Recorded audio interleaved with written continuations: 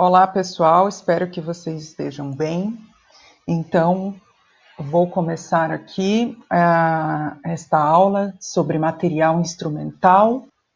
Então, vamos lá estudar um pouco desses materiais instrumentais. Vamos para o próximo slide. Os objetivos, então, gente, desta aula são conhecer os passos do ato operatório, conhecer as categorias básicas de materiais instrumentais e seus principais exemplos, adquirir noções básicas de instrumentação cirúrgica. Então, é uma coisa que eu sempre gosto de dizer, gente, que vocês vão ter noções básicas, tá bom? Não é um curso de instrumentação cirúrgica. Vocês estão fazendo um curso técnico de enfermagem e não um curso de instrumentação cirúrgica. Como técnicos de enfermagem, depois de formados, vocês podem fazer um curso de especialização em instrumentação cirúrgica. Aí sim, com o diploma na mão, vocês podem vocês serão titulados como instrumentadores, tá? Instrumentadores cirúrgicos. No entanto, o curso técnico, a gente não fornece diploma de instrumentador e nem o conteúdo é o conteúdo completo de um curso de instrumentação. É só para vocês terem noção mesmo do que é instrumentação cirúrgica e uma noção básica dos principais materiais usados em centro cirúrgico, tá? Materiais instrumentais. Para ter uma noção mesmo, como eu sempre brinco com os alunos, é para você não ser totalmente sem noção de como é que as coisas funcionam dentro do centro cirúrgico. Então, vamos lá. O ato operatório, gente, então, ele passa por essas fases aqui, tá? Então, são a diérese, a homeostasia, a síntese e a exerese, tá? Então, esses passos podem estar todos ou não presentes, tá? Pode acontecer todos eles num ato operatório, ou seja, numa cirurgia ou não, tá bom? Eu vou explicar cada um deles ao longo da aula, tá bom? Mas eu posso já ir adiantando que a diérese é o processo de abertura, né? Para dar acesso ao local a ser operado. Quando você abre, quando o cirurgião, né? Quando o cirurgião ou a cirurgiã abrem, sangra. E aí é necessário fazer homeostasia, que é para parar o sangramento. E aí, gente, esse passo ele pode estar aqui no meio também, a exerese, né? A exerese é, por exemplo, a retirada de um tumor. Então, abre, para o sangramento, retira o tumor e depois fecha.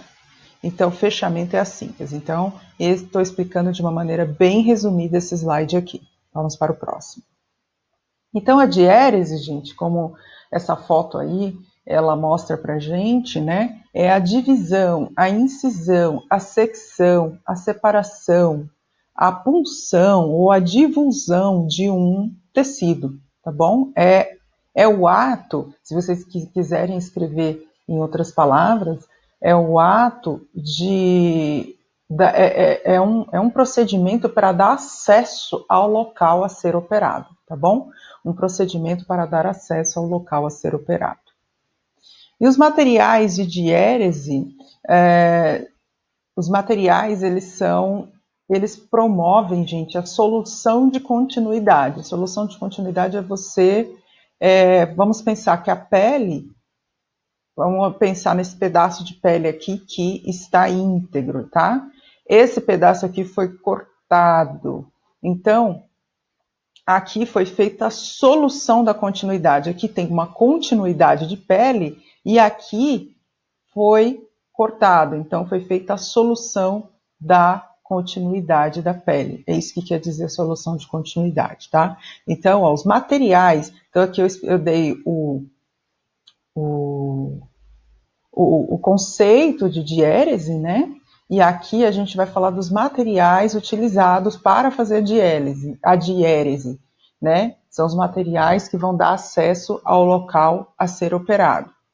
E qual a natureza desses materiais, né? Que materiais são esses?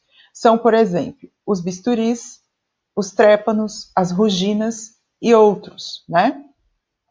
Então, aqui a gente tem um exemplo de bisturi, ó. Aqui é o cabo do bisturi, tá? Aqui é a lâmina do bisturi. A lâmina é encaixada no cabo, certo? E só lembrando que o cabo, ele é reutilizável, ele é de aço inox, e ele é lavado, passa por todo o processamento, né, que a gente já aprendeu, lavado, esterilizado. A lâmina, ela é descartável, então ela é desconectada e descartada após o uso, ok? Esse aqui é o exemplo de um trépano, é um trépano manual, tá? Se vocês já observaram aí familiares ou alguém da sua casa que trabalha com marcenaria, esse material é usado para furar madeira, tá? Põe uma broca aqui e aí vai rodando esse braço para poder furar uma madeira, tá? Então, o trépano ele é muito usado para furar crânio, por exemplo. Esse é um instrumento muito antigo, e ele é manual. É lógico que nas cirurgias atuais se usa menos o trépano e mais furadeiras mesmo elétricas, tá? Furadeiras bem parecidas com as que vocês conhecem que fura madeira. Esse aqui é um exemplo de rugina, tá bom? Só para vocês terem uma noção do que um exemplo de cada um desses aqui. Então, já falei disso aqui, que o bisturi ele é composto por cabo e lâmina, né, que é móvel. E os dois variam de tamanho, tá, gente? Pode ter tamanhos diferentes de cabo e tamanhos de lâminas diferentes também. Olha aqui, tipos de lâminas. Então, a gente ainda está falando dos materiais de diérese, e aqui eu trouxe para vocês tipos de lâminas diferentes que vocês podem encontrar no mercado, tá? É lógico que se não é em qualquer mercado, que eu quero dizer, tem gente que talvez vai trabalhar com compras de materiais hospitalares, né? E aí você vai ter que saber a numeração, saber, né, as pontas, vocês estão vendo que elas variam, tem a ponta mais pontuda, tem os números, então varia bastante o formato, o estilo da ponta, o tamanho, né? E aí vocês podem ver, ó, que a numeração está aqui na base. Então, na hora de comprar, o comprador tem que saber exatamente quais que o cirurgião precisa para poder executar a compra. E na hora da cirurgia, o instrumentador ele tem que saber qual exatamente que o cirurgião vai precisar para poder separar o material adequado para o cirurgião, ok? Ainda falando de materiais de diérese, agora eu vou falar das tesouras. As tesouras, elas também variam, tá, de forma e tamanho. Elas podem ser retas ou curvas, elas podem ter pontas finas ou rombas, tá? A gente pode ver aqui, ó, as de ponta fina, olha aqui, a ponta, gente, as duas pontas são finas. Pode acontecer das duas pontas serem rombas, que é mais redondinha assim na ponta. E pode acontecer de uma ponta ser fina e a outra romba. Essa ilustração aqui mostra bem isso pra gente, tá? E aqui embaixo a gente vê a ilustração de uma tesoura que é reta e aqui uma tesoura com a ponta curva, estão vendo? Olha só que interessante. Então, são tipos diferentes de tesoura que vocês podem encontrar aí nos serviços de saúde os quais vocês forem trabalhar. E aí, gente, eu vou dar um exemplo de uma tesoura que é muito conhecida, a qual a gente lida bastante com ela, a gente trabalha bastante com esse tipo de material instrumental, é a tesoura do tipo Maio, tá? A tesoura do tipo Maio, olha ela aqui, representada nessa figura, tá? Ela é escrita assim mesmo, o nome dela é nome próprio, tá? Maio com Y. E aqui ele está mostrando os vários tipos de tesoura Maio que você pode encontrar, tá? Esse 15 centímetros que ele está falando é esse comprimento aqui, ó, da base até a ponta, de 15 centímetros. Podem existir tesouras Maio de 15 centímetros, 17 centímetros, 23 centímetros, estão vendo? E pode acontecer dessas pontas da Maio ser, ó, tá vendo? Ela ser reta ou ela ser curva, tá bom? Vamos para o próximo slide. E aí, gente, eu gostaria de trazer o exemplo de outro tipo de tesoura muito, muito utilizado no meio hospitalar, tá? Nos serviços de saúde, às vezes não só no hospital, em centro cirúrgico, mas muita gente vai trabalhar em ambulatório de especialidades, tem gente que vai trabalhar em UBS.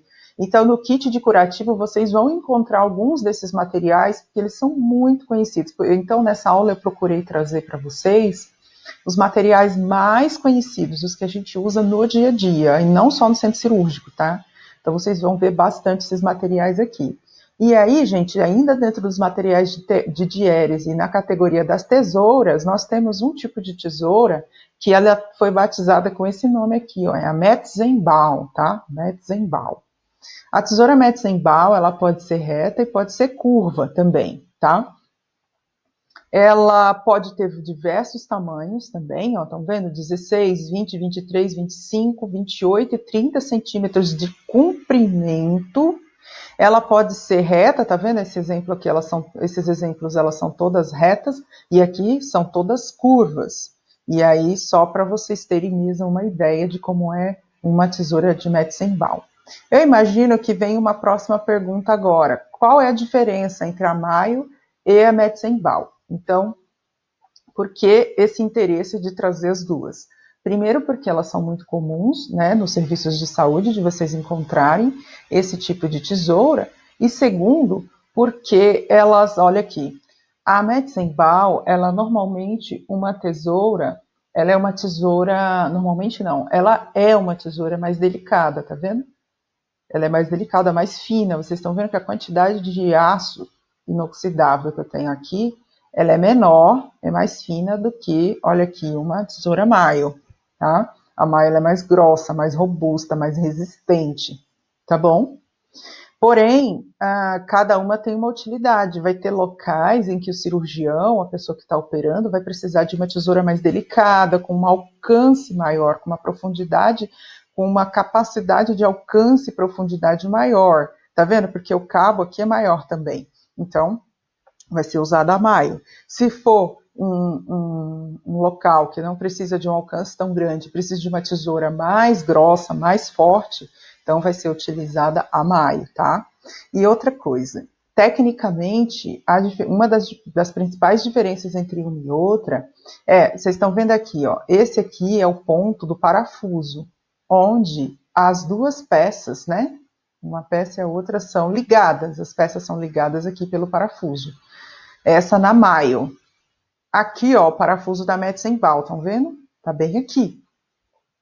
E qual é o conceito? O conceito é o seguinte, a distância, tá vendo, daqui do parafuso e do pegador, numa tesoura Maio, é uma distância, X. Uma distância que eu vou chamar de X. A distância da Metzenbaum, ó, do pegador e do parafuso, é 2x, tá? Então, tecnicamente, essa é a diferença entre a tesoura Maio e a Metzenbaum. Então, agora eu vou passar para o próximo assunto. Saímos da diérese, né, que é a abertura. Então, para fazer a abertura para uma cirurgia, são utilizados materiais de diérese, então tesouras e bisturis são os principais exemplos, tá? Agora, nós já sabemos que quando um cirurgião, a pessoa que está operando, ela abre um tecido, ele vai sangrar. Então, é necessário fazer homeostasia, tá? Desculpa, hemostasia. E a hemostasia, ela pode ser feita de diversos modos. Aqui, por exemplo, ó, nessa ilustração, está mostrando o operador, né, o cirurgião, colocando um dedo sobre um vaso. E assim ele consegue fazer hemostasia, tá? Esse é um modo. Aqui, ó, uma compressão também no vaso, na segunda ilustração. Uma compressão com a mão também. Aqui ele utilizou um dedo só, aqui ele utilizou a mão inteira para fazer a compressão. Ele pegou, aqui o vaso está passando, ele pegou uma compressa e está fazendo a compressão direta. Então, aqui é uma compressão digital feita com o dedo só, aqui compressão com a mão inteira, compressão direta, né, do vaso. E aqui, gente, que é o que mais interessa para a gente nesse momento, é a compressão feita por pinçamento com uma pinça, né, com um material instrumental, ou seja, o assunto da nossa aula, falar dos materiais instrumentais, tá? Então, tá. Então, a hemostasia são manobras utilizadas para prevenir ou estancar, né, hemorragias, e aqui os exemplos que a gente viu, os principais exemplos. Existem algumas pinças chamadas de hemostáticas, tá? Até tem um erro aqui, eu vou corrigir depois esse errinho aqui. Essas pinças são utilizadas para fazer o clampeamento, tá? Dos vasos sangrantes, interrompendo o sangramento temporariamente. Então, eu vou voltar no slide para a gente lembrar. Então, a pinça é usada para clampear, né? Para clampear esse vaso. Então, a pinça é assim, gente, ela se aperta e ela tem uma trava aqui no meio, vocês estão vendo?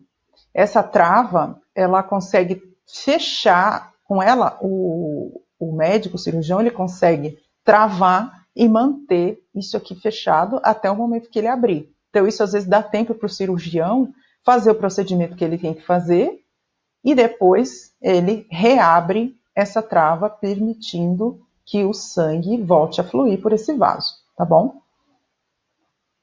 As pinças hemostáticas, gente, assim como as tesouras, elas podem ser retas ou curvas, tá? Elas também, na ponta delas, pode ou não ter dente, tá? Elas podem ter formatos diferentes. A ranhura interna, os dentinhos, digamos assim, eles podem ser diferentes também entre si, tá? Lógico, quem fizer o curso de instrumentação cirúrgica vai estudar tudo isso com muito detalhe, tá? Aqui a gente está dando só alguns exemplos, aí eu já observei outro errinho de digitação aqui que eu preciso corrigir. Então, os exemplos de pinças hemostáticas são pinça Kelly, a Craile, Pean, a Kosher, a Mixter, entre outras. Aí eu trouxe alguns aqui para vocês verem, ó, a pontinha, esse aqui é o zoom da ponta de uma pinça hemostática, olha só, ela tem dente na ponta, tá? Um dentinho. Assim que a gente tiver oportunidade na escola, eu já levo para vocês verem, para vocês manusearem, para ver como elas são, tá? Essa daqui, ó, uma pinça, tá mostrando pra gente. Aqui é outra pinça. Aí ele tá mostrando, gente, a ranhura. Como é a ranhura, tá vendo? A ranhura fica do lado de dentro aqui, ó. Dessa parte aqui de dentro que se fosse uma tesoura seria o corte da tesoura, mas não é uma tesoura, é uma pinça. Então existe uma ranhura aqui, não é para cortar, é só para segurar, para garrotear o vaso, tá bom? Para pinçar o vaso. Essa daqui é uma pinça do tipo Pean, tá? Essas aqui estão me parecendo pinças Kelly, o nome não está aqui, mas estão parecendo pinças Kelly. Essa aqui é uma Pean, então ele está dando aqui um zoom da ponta da Pean. A ponta da Pean já não é que nem a ponta da Kelly, tá vendo? Que é assim, ó, desse jeito. Ele está mostrando uma ponta mais arredondada, tá? Aqui, no próximo exemplo, ele já está mostrando uma pinça com a ponta curva. Estão vendo? Pontinha curva, tá? Essa ponta curva sem nada na frente, aqui na pontinha. E essa daqui, ó, com dente na ponta, tá? Que é o caso desse aqui, desse zoom que eu dei aqui mostrando para vocês como é o dente, tá? Certo, gente? Então, acabando aqui o assunto das pinças hemostáticas, eu vi que tá digitado errado aqui, eu vou arrumar isso também, tá? Então, síntese. Vamos para a síntese. A síntese, então, gente, é o fechamento. Lembra que a gente aprendeu agora há pouco que para iniciar a cirurgia tem que haver abertura, né? E a abertura é chamada de diérese. Para finalizar a cirurgia tem que ser feita a síntese, ou seja, o fechamento dos tecidos. Aí, isso falando em termos mais simples. Então, vamos ver qual é o conceito que é trazido aqui no slide. É a reaproximação das extremidades dos tecidos seccionados, ou seja, dos tecidos cortados ou ressecados, que é com posterior sutura, com a finalidade de acelerar o processo de cicatrização. Então, vou voltar naquela primeira ilustração da diérese para a gente lembrar que as bordas, elas foram separadas, estão vendo? Ele está falando, ó, de uma ferida cirúrgica, e aqui, ó, a borda da ferida, é isso que ele está chamando de borda. As bordas foram separadas, não é? Então, essas bordas precisam ser reaproximadas, tá bom? Reaproximadas. Então, o processo de síntese é o fechamento dessas bordas. E aí vai ser utilizado o quê? Vão ser utilizados alguns materiais para costurar, para suturar, o termo que a gente usa, o termo técnico usado é sutura, tá? Mas é similar à costura, mas costura é usado mais para tecido. Então, o termo técnico em medicina é sutura. Então, vai ser feita a sutura desse tecido para reaproximar essas bordas. Porque se você deixar essas bordas assim, abertas, o processo de cicatrização é muito mais demorado, tá? Acontece? Pode até acontecer, mas é muito mais demorado. E você deixa uma porta enorme aberta para as infecções também. Então, o processo de sutura, o fechamento, a síntese, ele é super importante para reaproximar as bordas e acelerar o processo de cicatrização, tá bom? E para isso são usados alguns materiais. Quais materiais são usados? Agulhas, né? Meio óbvio. Porta-agulhas, então para segurar a agulha tem que ter um porta-agulha. Dá para fazer sem porta-agulha em algumas situações? Dá, mas o ideal é usar porta-agulha, tá? Fio, lógico, você precisa passar um fio. É só lembrar de uma costura de um tecido. Você precisa de fio e de agulha para poder costurar. Mesma coisa, tá? Então você vai precisar de fio e de agulha para poder fazer a sutura. As pinças anatômicas para te ajudar com uma segunda mão mesmo, te ajudando a posicionar os tecidos para você poder realizar a sutura, você não cirurgião, né? E grampeadores, que é outra possibilidade também, usar grampeadores na hora de fazer a síntese. Então, vamos lá, aos materiais de síntese, né? O primeiro deles, qual é o primeiro material de síntese sobre o qual nós vamos falar? Vamos falar do porta-agulhas, tá? Eu trouxe os principais dois tipos que a gente vê nos serviços, tá bom, gente? Esses aqui vocês vão ver a vida toda, não importa onde vocês forem trabalhar, vocês vão ver esses porta-agulhas, tá bom? Tem dois tipos principais, que é esse de Mathieu e esse aqui, que é o porta-agulha... Nossa, esqueci o nome dele agora. Depois eu verifico e falo para vocês. Olha a diferença. Esse aqui parece um pouquinho, olha aqui o pegador dele, parece um alicate de unha, tá? Esse aqui, o pegador dele, já é parecido com o pegador de uma tesoura. Estão vendo? Então, parece um alicate, parece uma tesoura. Em relação ao pegador, tá? Ele é empunhado, ó, esse porta-agulha aqui. E aí, gente, aqui ele está mostrando pra gente o detalhe da ranhura interna. Ele não é liso, tá? Que se ele for liso, ele não segura a agulha.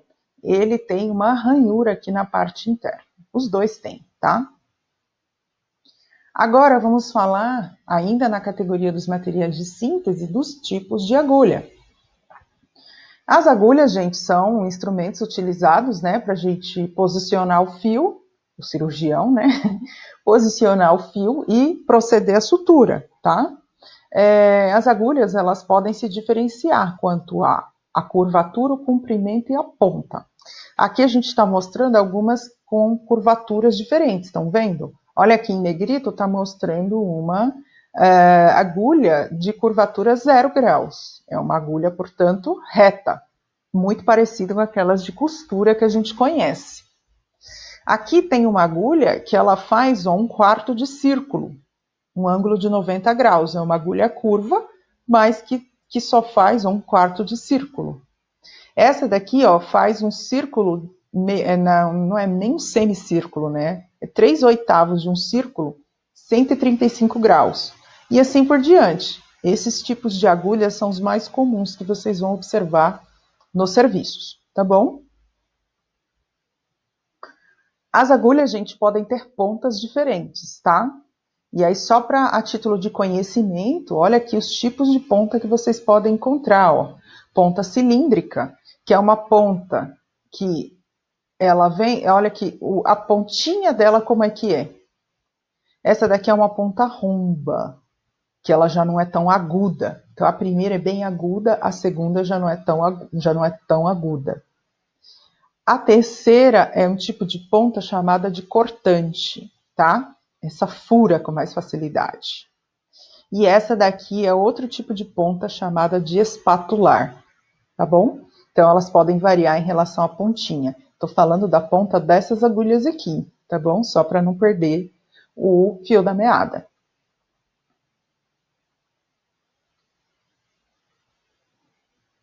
Acabou o assunto das agulhas, vamos falar dos fios, tá? O fio de sutura é como se fosse a linha de costura, tá bom, gente? Então, ó, o material utilizado para unir estruturas, então o fio de sutura é um material usado para unir as estruturas. Podem ser nervos, podem ser músculos, podem ser ossos, vasos sanguíneos, até que a cicatrização aconteça, certo? Eles podem ser de dois tipos, absorvíveis ou inabsorvíveis. Eles podem ser monofilamentados ou multifilamentados, tá? Eles podem ser, e dentre os filamentados, podem ser torcidos ou trançados. Olha aqui, o mono quer dizer que é um fio só passando, tá bom? O multifilamentado, ele está mostrando ó, que são vários fiozinhos, um colado do lado do outro. E aí está mostrando para gente que eles podem ser assim torcidos, como está aparecendo esse azul, não está mostrando muita perspectiva, mas ele é torcido, e esse aqui ó, seria já trançadinho, tá? Lógico que isso aqui você só consegue ver ao microscópio, não consegue ver a olho nu. Aí tem até um exemplo aqui, ó, mostrando na ilustração um corte, um ferimento, e aí ó, o ferimento é sendo suturado, no processo ainda de sutura, e depois como é que ele fica no final. A sutura já pronta. Os fios, gente, eles podem variar eles podem variar conforme o comprimento, tá? Isso é padrão internacional, vocês vão ver entre 8 e 90 centímetros, então tem pacotes com tamanhos variados e padronizados. Ele pode ser traumático ou atraumático, tá? Tem um fio ó, que ele já vem ó, conectado à agulha dentro da embalagem, tá? Dentro da embalagem ele já vem aqui prensado na agulha. Então você não precisa passar o fio na agulha. Nesse caso você já precisa passar o fio na agulha. A diferença entre traumático e atraumático, tá? As agulhas, como eu já falei, elas podem ser retas, curvas ou semi-retas. E uma embalagem pode conter, gente, um ou mais fios, tá? A numeração dos fios, ela varia bastante, vocês, ao longo da experiência, vocês vão observar isso. E aí, como é que a gente fala isso aqui? É zero, por exemplo, o doutor vai pedir para você, eu quero um fio zero. Ou ele vai pedir, eu quero dois zeros. Eu quero um fio, 3 zeros. Eu quero um fio, 4 zeros. Traz para mim uma embalagem traz para mim 2 embalagens de fio 4 zeros, tá bom? E esse número varia até 12, tá? E lembrando que quanto maior o número, menor é o calibre do fio. Ou seja, quanto maior o número, mais fininho vai ser o fio, tá bom? Só para vocês terem essa noção aí. Os fios de sutura, gente, eles podem ser absorvidos por algum tempo, após algum tempo, tá? Ou eles podem ser de origem animal ou serem de origem sintético, tá? Nesse caso, nesse slide, eu vou começar a falar dos fios que são absorvíveis, aqueles que após algum tempo, eles são absorvidos pelo corpo. E aí eu estou trazendo para vocês os principais exemplos, eu não vou dar conta de falar de todos, nem é importante para o nosso curso falar de todos. Quem for fazer o curso de instrumentação, lá depois do curso técnico, vai se apropriar melhor dos outros, tá? A gente vai falar principalmente desses dois grandes exemplos aqui, que são o Kateguchi e o Vicryl, tá bom? Então, essa embalagem externa do Kateguchi, tá? Vocês vão ver ele aqui. Isso aqui é a embalagem do lado de fora, essa é uma caixa. Aqui deve vir um monte, deve vir uns 100 100 fios aqui dentro, não sei a quantidade, não lembro agora, não tem problema. Então, o catgut, gente, ou catgut, você pode falar dos dois jeitos, ele pode ser simples ou cromado. Ele é um tipo de fio considerado de rápida absorção, tá? Ele é feito de fibras de colágeno produzidos a partir do intestino delgado de carneiros ou da serosa de gado, tá bom, gente? Então, como ele vem de material orgânico, de matéria animal, aí a gente consegue entender melhor porque que ele é absorvível, inclusive está escrito aqui na caixa. O simples, gente, ele mantém força têncil por 7 dias. O que é força têncil? É a capacidade de segurar aqueles tecidos, tá? A força dele é mantida por 7 dias. E em aproximadamente 10 ou 14 dias, ele é totalmente absorvido pelo organismo, tá bom? O catgut cromado, ele contém sais de cromo na composição, tá? Eles resistem um pouco maior ao tempo e eles mantêm uma força têncil por até 14 dias. Então, eles são capazes de segurar os tecidos que foram suturados com ele por até 14 dias e no máximo por 21 dias. E ele é absorvido em 90 dias, tá bom?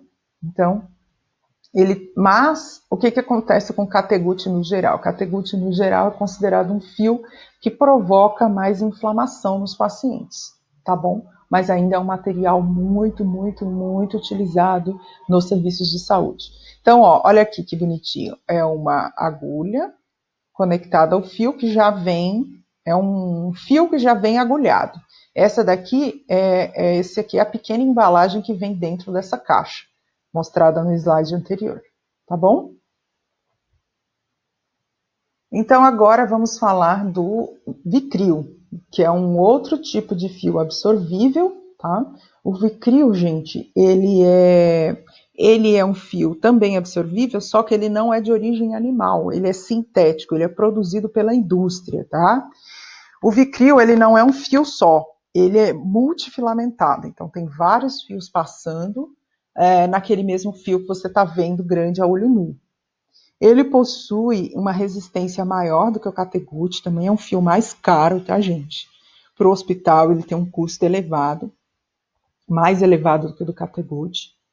E a absorção dele ocorre por hidrólise entre 60 e 90 dias após a utilização.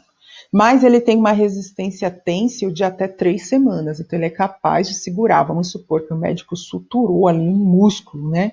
Um músculo que foi cortado. Então esse músculo ele vai se manter ali preso pelo fio até 3 semanas.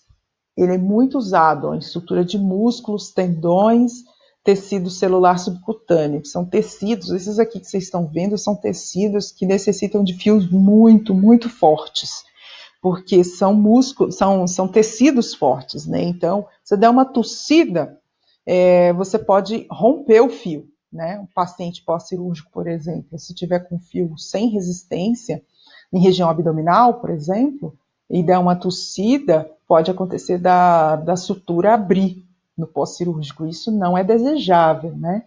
Então, por isso que tem que ser usado fios adequados para cada situação.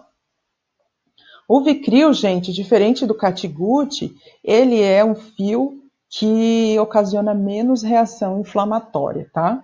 Então, ele é um fio mais desejado aí pela equipe cirúrgica. Normalmente, eles pedem mais para usar isso sempre que tem, tá? Mas como ele é mais caro, nem sempre tem.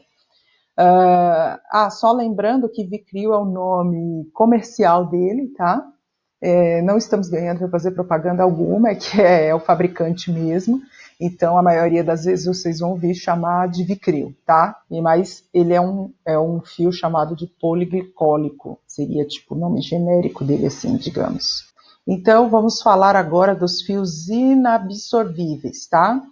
São fios que, teoricamente, não são absorvidos pelo nosso organismo e que eles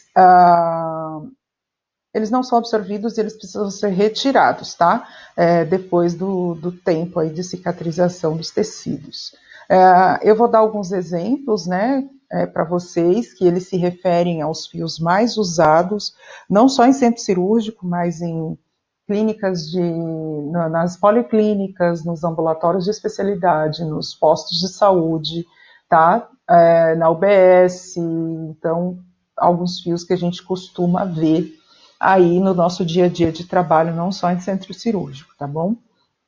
Então, gente, os fios inabsorvíveis, eles não são absorvidos no curto prazo, tá? Não são absorvidos após algum tempo. Eles podem ser de origem animal, podem ser sintéticos, podem ser de origem vegetal e metálicos. Os principais exemplos são a seda, o algodão, o polipropileno, o poliéster e o nylon.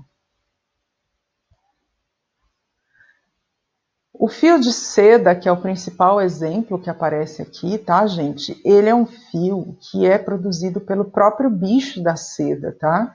Então, é um fio de origem orgânica e que ele é retirado lá, né, da produção do bicho e ele é processado posteriormente. Lembrando que quando a gente fala em processamento nessa disciplina, a gente está falando de um fio que passou por pré-limpeza, limpeza, preparo e esterilização, ok? Ele é um fio multifilamentado, ou seja, um fiozinho, são vários fiozinhos colocados um do lado do outro e trançados, tá? Ele é absorvido, gente, em aproximadamente 2 anos, então não quer dizer que ele é totalmente inabsorvível, mas ele demora muito para ser absorvido, demora 2 anos, tá? É um fio que se considera produzir pouca reação tecidual, tá? Então ele não causa tanta inflamação, e isso é bom. E ele é utilizado com mais frequência em cirurgias oftálmicas, tá? E microcirurgias. É um fio bem delicado, macio.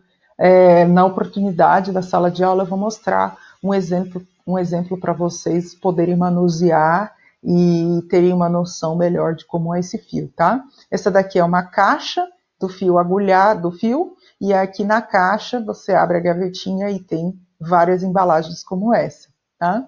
Então tem várias embalagens dentro dessa caixa aqui. Esse aqui é o exemplo de um 3 zeros, né? Mas como vocês já sabem, pode variar de 0 até 12 zeros, tá bom? Agora a gente vai falar do outro grande exemplo que a gente usa muito, muito, muito no dia a dia, tá? Que os médicos mais pedem para a gente no dia a dia, assim, de quem trabalha em locais que tenha pequenas cirurgias ou grandes cirurgias, etc., que são os fios de nylon, tá? Eles são muito utilizados. Os fios de nylon também são considerados não absorvíveis, tá? São feitos de poliamida, e são utilizados desde 1938. Então, ele é um exemplo antigo aí de uso na medicina, esse tipo de fio. Ele é resistente à água, acho que todo mundo conhece como é o nylon, né? Elástico, ele pode ser mono ou multifilamentado, ele produz pouca reação tecidual, então não é um fio que reage muito na pele, mas ele é um fio considerado de difícil manipulação. Ele é duro, escorrega, tá? E o nó dele pode ser considerado não muito firme. Então, ele não é tão fácil assim para quem manuseia. E a absorção dele também acontece em aproximadamente 2 anos. Então, não quer dizer que eles são totalmente inabsorvíveis. Eles demoram muito para serem absorvidos. Então, quando a gente pensa em tecidos mais internos, né? Então, dificilmente ele será usado, tá bom, gente? Quando você pensar na sutura de tecidos mais internos, um músculo, por exemplo, é muito frequente você ver o nylon ser usado na sutura de pele, né? Parte externa do corpo, na pele, é muito comum. Mas nas partes internas é muito incomum você ver a utilização desse tipo de fio, ok? Então vamos para o próximo aqui. Agora vamos falar de uma outra categoria de materiais que são chamados os materiais de prensão, tá? Porque eles fazem uma prensa mesmo, eles são materiais usados para agarrar tecidos, por exemplo, né? são chamadas pinças de dissecção. Elas são atraumáticas, ou seja, elas não produzem corte, nem furam, nem devem furar, né? E são usadas para hemostasia temporária. Exemplos aqui, nós temos a pinça de Addison e as pinças anatômicas. As pinças anatômicas também podem ser chamadas de pinças de dissecção. Então, pinça anatômica é igual a pinça de dissecção. E elas podem ter ou não dentes, tá? Essas pinças também podem ser chamadas de auxiliares, e aqui eu estou mostrando para vocês, tá? Então, dentre as pinças de preensão, você pode usar esse nome, instrumento de preensão, também pode ser considerado pinça auxiliar. Então, gente, só lembrando que a gente estudou material de diérese e estudou material de síntese. Essa pinça aqui, a pinça anatômica, ela não é considerada nem de diérese nem de síntese, ela é considerada uma pinça auxiliar ou de preensão, ok? Porque ela auxilia nos procedimentos. Então, ela pode auxiliar na síntese, ela pode auxiliar na diérese, como ela pode auxiliar também na exerese. Ela pode auxiliar em diversos momentos, tá? E principalmente a gente vai ver os cirurgiões usando na hora da síntese, na hora do fechamento dos tecidos, eles usam bastante essas pinças, tá bom? E aí, olha aqui, nós temos o exemplo da pinça anatômica, né? Acho que vocês já viram em laboratório, mas assim que voltarem às aulas eu vou mostrar para vocês. Lá no laboratório tem. Ela é uma pinça, ó, que ela tem uma ranhura aqui interna, na ponta. Essa ranhura é importante para que as coisas que forem pinçadas não escorreguem da pinça, tá? E aqui a gente tem outro tipo de pinça anatômica, mas que tem dentes na ponta, tá? Esse dente também faz a mesma função, mas de uma maneira diferente, de segurar, né, o objeto, a peça, o tecido, e não escorregar. A ideia é segurar mesmo, tá? E não escorregar. A ideia não é cortar, a ideia é só segurar. Então, é para auxiliar ou fazer o que o slide anterior está dizendo e chamando de preensão, ok? Então, vamos para frente. Aqui, eu até dei um destaque para o caso da preensão, né? O fato dela ter dente, que a pinça anatômica pode ser com ou sem dente, certo? Agora, gente, vamos para outra categoria de instrumental, que são os instrumentos de exposição.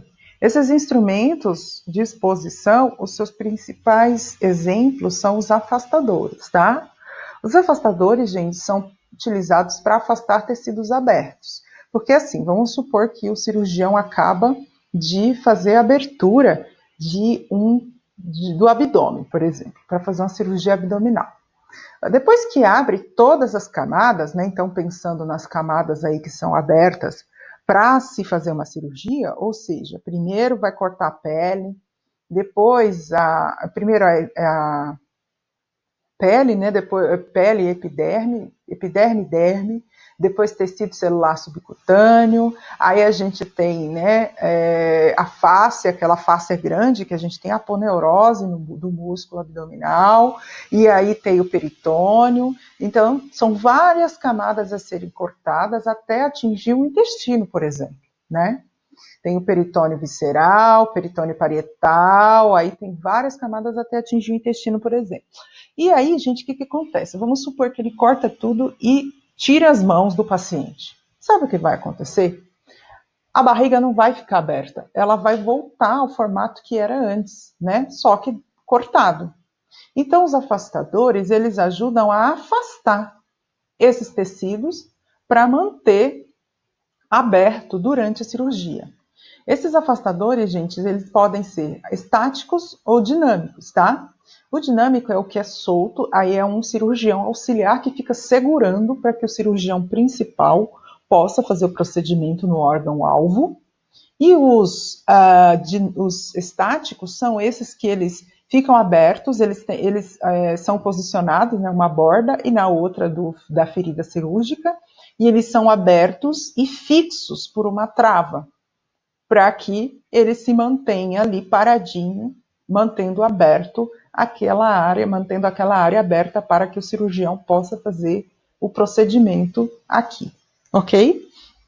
Aqui eu trouxe alguns afastadores que são bem comuns de vocês observarem aí no cotidiano de trabalho de vocês. Vocês vão observar aí no cotidiano de trabalho, né? Esse aqui, ó, do meio, gente, o Farabeuf, ele é muito comum, muito conhecido, tá? Esse aqui, ó, esses dois, a válvula de Doyen, ela é ele é um tipo de afastador, tá? Tem um nome feminino, né? Afastador de Doyen, nome masculino, na verdade, mas em alguns lugares chama válvula de Doyen. E aí ele aqui, ele é posicionado na região suprapúbica, tá? Então, em cirurgias de cesárea, por exemplo, né, quando vai fazer um parto cesárea ou qualquer cirurgia ali na região do períneo, na região pélvica, né, logo acima do pubis, olha aqui, isso aqui, ó, é posicionado bem em cima do osso púbico, né, para fazer o afastamento dos tecidos na hora da cirurgia, tá bom? Aqui também é outro afastador, outro tipo, um nome bem parecido. E aqui, ó, nós temos o outro Volkmann, né? Afastador de Volkmann, que ele já é bem delicadinho, ele é menor, para afastar em cirurgias menores, tá bom? Eles podem ter tamanhos diferentes, tá, gente? Que nem o Farabeuf, por exemplo, você vai ver Farabeufs maiores, Farabeufs menores, tá bom? Enfim, vamos para o próximo. Aqui, gente, temos outra categoria de pinça, que é a chamada pinça de campo, tá? A Bacalhau. A Bacalhau é uma pinça que serve para segurar os campos, principalmente. Nas pontas, olha só que interessante, é uma ponta contra a outra. São agudas, tá? A ideia não é furar, a ideia é prender, tá? Elas podem ser fixas à pele ou em tecidos. Né? E o principal exemplo da pinça de campo é a Bacalhau. Aí eu trouxe um exemplo aqui para vocês verem de uso da Bacalhau. Olha a Bacalhau aqui segurando o tecido. Estão vendo? A Bacalhau segurando o campo. Aqui está acontecendo a cirurgia, né? O tecido aberto. E aqui, ó, a Bacalhau só segurando os campos, fazendo esse quadradinho, esse retângulo aqui, ó, para que o cirurgião possa acessar única e exclusivamente o local que ele precisa operar. Então a gente tem que fazer o instrumentador, né, tem que fazer o posicionamento dos campos. Olha aqui, uma Bacalhau, outra Bacalhau.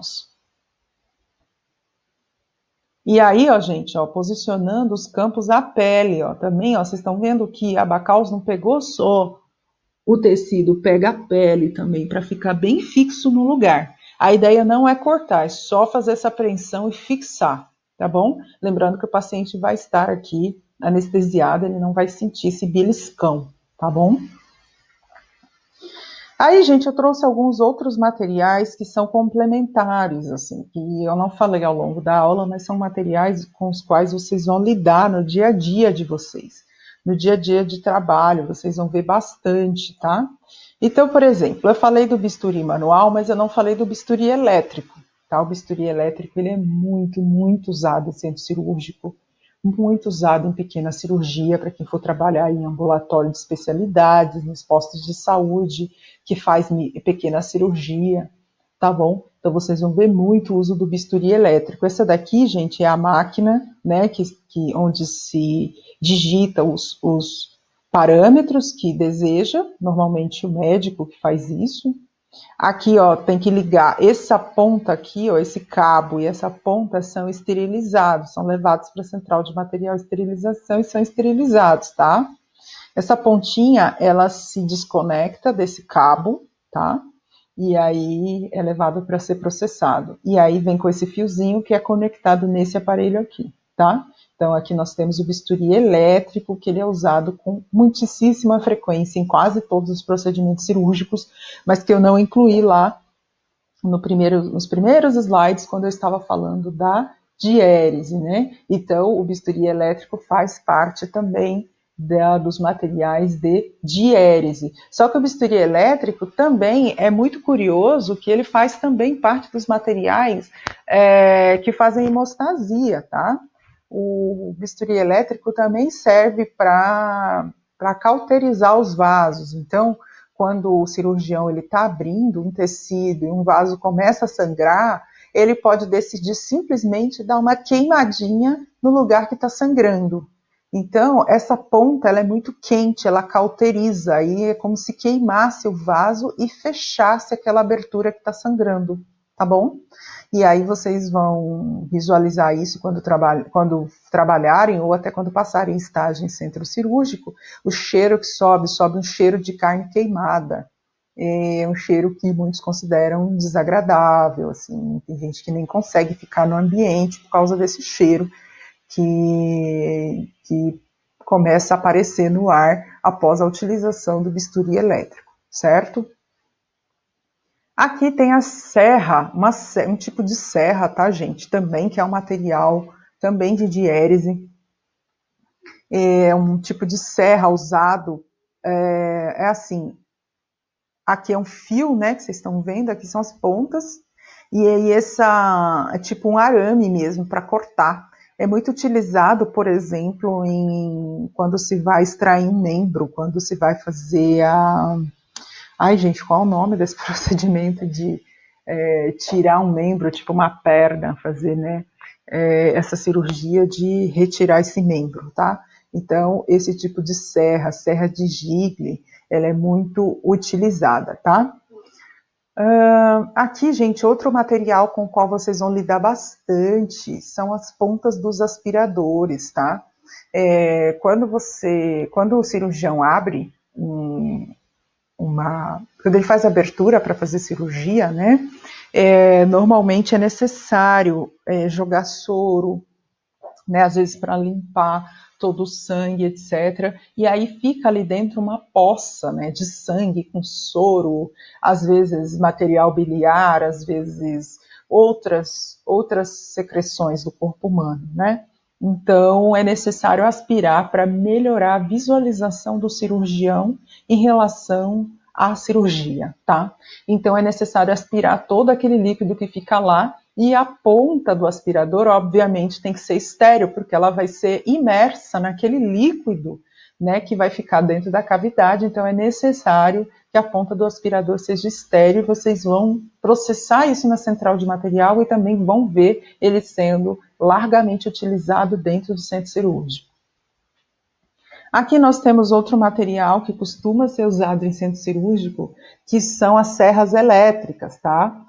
Lembra que eu falei do trépano, que era um tipo de material manual utilizado em cirurgias para fazer furo em osso, por exemplo? Pois é, também são utilizadas furadeiras elétricas, serras elétricas, tá bom? Para fazer a secção, cortar, furar tecidos mais duros, como ossos, por exemplo, tá bom? Aqui no meio nós temos um outro tipo de pinça que não se enquadra nas outras pinças, nas outras categorias de pinça, mas é uma pinça muito, muito utilizada no dia a dia, que é uma pinça para antisepsia chamada de Cherron, a pinça Cherron, tá? Pinça Cherron, ela é muito, muito usada em antisepsia e também ela, por ela ser bem longa assim, ó, tá vendo? O pegador tá aqui e ela tem um alcance bem longo, ela é uma pinça de mais de 20 centímetros, ela é muito utilizada para procedimentos ginecológicos também, né, em consultório ginecológico, que às vezes o médico precisa colocar uma gaze aqui na ponta e passar no colo do útero feminino, do útero, né, feminino, não posso dizer que é um útero feminino, porque só mulheres têm útero, né, mas se ele precisar, por exemplo, ou ela, né, médico ou médica, enfermeira, etc., precisar passar uma gaze no colo do útero, essa é a melhor pinça, porque ela tem um alcance muito bom, né? Ela tem um comprimento aí muito bom. Então, essa é a pinça de Cherron, tá? Muito utilizada também em centro cirúrgico para fazer antisepsia da pele dos pacientes antes do ato cirúrgico em qualquer parte do corpo, tá? Aqui, gente, outro material que vocês vão ver muito e que a gente acaba tendo que processar em alguns serviços, né, é o espéculo vaginal. O espéculo é esse material aqui, ó, ele é um tipo de afastador também, né, porque, ó, ele é introduzido na vagina e aqui, por essas chavinhas, ele é aberto para que se possa visualizar o colo uterino, tá? Então, o espéculo, ele pode ser de aço inoxidável, então ele vai, se ele for de aço inoxidável, ele é reutilizável. Então, ele precisa ir para a CME para ser processado, conforme vocês já sabem, né? Pré-limpeza, limpeza, preparo e esterilização, ok? E aí ele pode ser reutilizado. Existem os espéculos descartáveis também, tá? Então, os dois têm diversos tamanhos, pequeno, médio e grande, e tem esse que é processável e esse que é descartável, de acrílico ou plástico, não sei exatamente agora. Ok, gente? Então, eu trouxe esses outros materiais como uma forma de complementar aí a aula com os materiais de antes. Agora vamos para o próximo slide. Complementando um pouco mais essa aula, eu trouxe essa informação, que a mesa cirúrgica, gente, então isso aqui é material para instrumentador mesmo, tá? É como eu falei para vocês terem uma noção de instrumentação. Patrícia, por que você está ensinando para a gente a ter noção de instrumentação? Pode acontecer do médico pedir para a gente instrumentar, mesmo a gente não sendo instrumentador? Pode acontecer do médico pedir, e é importante que você tenha noções básicas, caso você precise instrumentar para ir, tá bom? Então tá, a mesa, gente, ela tem que ter uma organização, tá? E ela é organizada por quadrantes. Então, vocês estão vendo aí que está dividida em 6 quadrantes, tá? E aqui, nesse quadrante superior esquerdo, são posicionados os materiais. Desculpa, eu vou começar por aqui por baixo. Vamos na ordem da cirurgia, tá? Então, no quadrante inferior esquerdo, primeiro os materiais de diérese, ou seja, para fazer a abertura, né, dar acesso ao local a ser operado no paciente. Em seguida, vem os materiais de preensão, depois a hemostasia, então, abriu para o sangramento, expõe.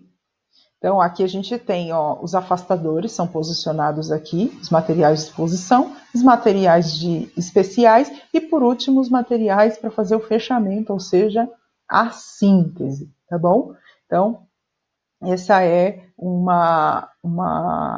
um exemplo básico de como deve ser a montagem de uma mesa cirúrgica. E aqui, ele está mostrando para a gente já mesmo com os materiais, né? Então, eu convido vocês a fazerem esse exercício de voltar no slide anterior e prestar atenção, tá? Nos materiais. Aqui está espelhado na figura, agora que eu vi, desculpa, tá, gente? Está espelhado. Então, os materiais de diérese que deveriam estar aqui, eles estão do lado de que deveriam estar aqui, eles estão do lado de cá, me desculpa, agora que eu vi. Então, materiais de diérese, bisturi, tesouras, tá vendo? Um bisturi já com cabo e lâmina. Aí aqui a gente está vendo tesouras, duas tesouras de maio, uma reta, uma curva, duas tesouras de Metzenbaum, tá vendo? Uma curva e uma reta. Aí em seguida vem os materiais de quê? De preensão, desculpa, pinças hemostáticas, etc, etc, etc. Tá bom, gente? Então, vocês vão prestando atenção aí nesse exemplo. Aqui tem algumas referências dos materiais que eu usei. Lembrando que eu não recomendo a compra desse livro. Ele é um livro com alguns conceitos bastante antigos, tá? Então, não recomendo a compra dele. Eu fui adaptando, tirei muita coisa da internet e fui adaptando para fazer a aula de vocês. Portanto, eu não recomendo a compra desse livro, é só mesmo para vocês saberem. Isso já é um hábito meu, um hábito acadêmico, de colocar as referências da onde a gente tirou o material que foi usado para produzir os slides, tá bom? Espero que essa aula tenha ajudado aí, que vocês tenham compreendido melhor todo o conteúdo relacionado a material instrumental. Abraço, obrigada pela atenção.